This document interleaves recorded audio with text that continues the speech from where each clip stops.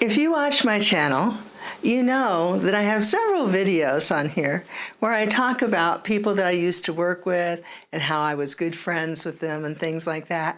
And then several people have asked me, if you were such good friends with these people, why haven't you kept in touch with them over the years? Well, here's the deal. I never really lived in Los Angeles. Most people lived out in LA.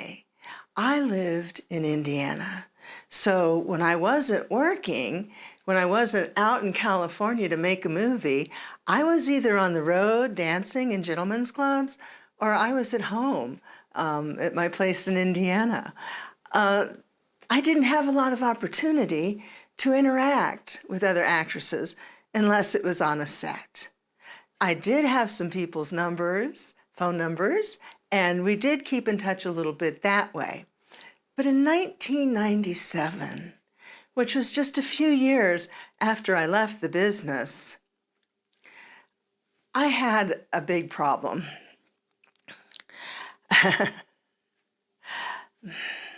This is hard to say. For many years, I wanted to have children, but I kept having miscarriages.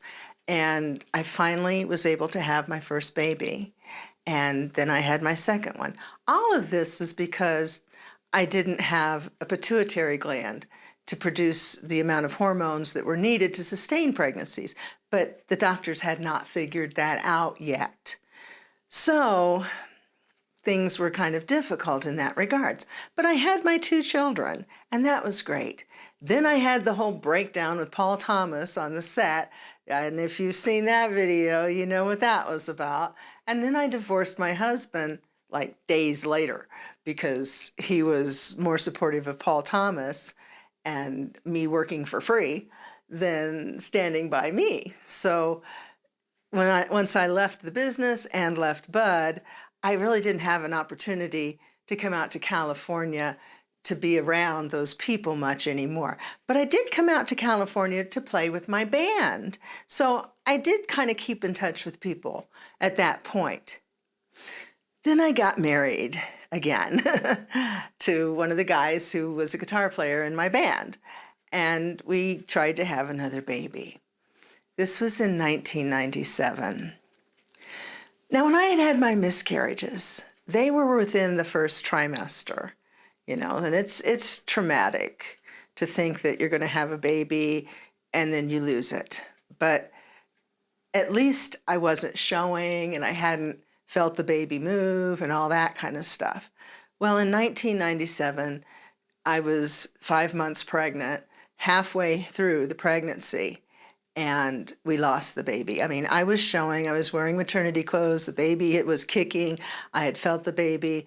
I thought I had made it, I made it past the first trimester. So I thought, well, this is probably going to work this time, like it did with my other two sons. But it didn't. And our son was unfortunately born early and was stillborn.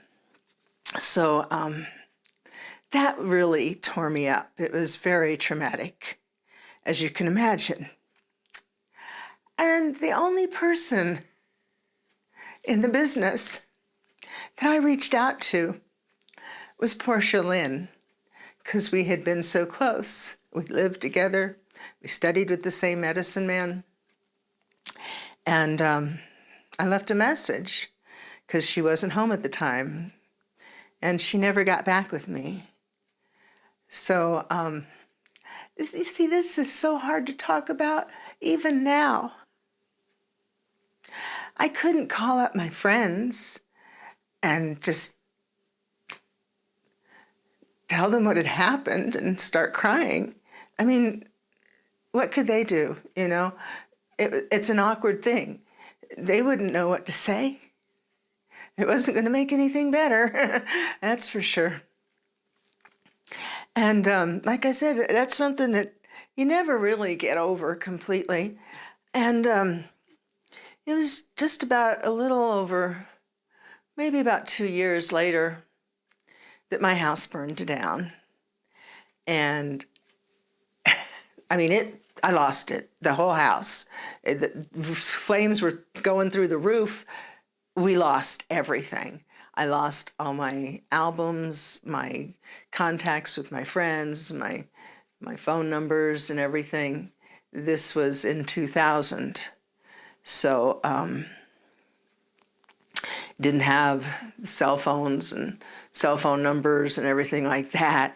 And what I did have got burnt up in the house. So everything that I had was lost in that house fire as far as a way to contact all of these people.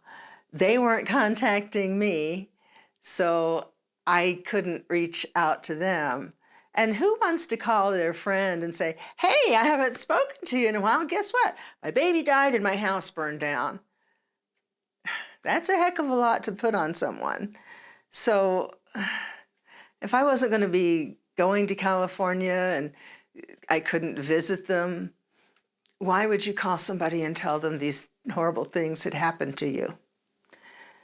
I couldn't do that. So I didn't. And that's why I lost contact with all these people.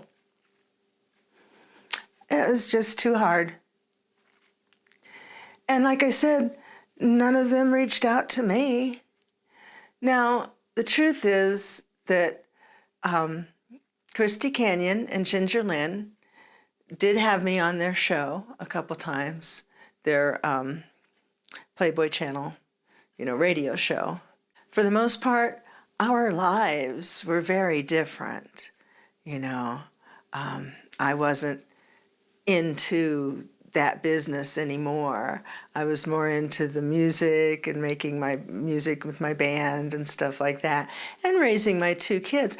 And most of the people in the business, they didn't have children, so there was a lot of different interests. We really didn't have much in common anymore.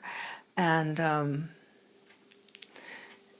lot of things happened to me that were really hard, And then my medical condition, and finally getting diagnosed with that, and all of the problems that I had with that. I mean, there were a lot of things on my plate that were overwhelming. It would have been nice to think that if I reached out to my friends, they would have been supportive. But when I reached out to Portia, she didn't even return my call. I really didn't hold out much hope that anybody else would really want to hear from me either. And that's kind of why, people grow apart, things happen. In a perfect world, maybe we would have still been friends. Maybe we'd still be friends today. But that's just not how it happened.